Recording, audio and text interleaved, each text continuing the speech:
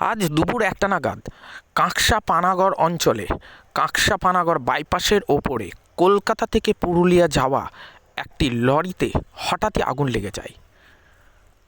ঘটনাটি ঘটে 19 নম্বর জাতীয় সড়কের ওপর। পানাগড়ের লোকজন ঘটনাটি দেখা মাত্রই তড়িঘড়ি কাঁকসা থানায় ফোন করার সাথে সাথে কাঁকসা থানা থেকে কাঁকসা দমকলে ফোন করলে তড়িঘড়ি একটি ইঞ্জিন ছুটে আসে সেই ঘটনাস্থলে।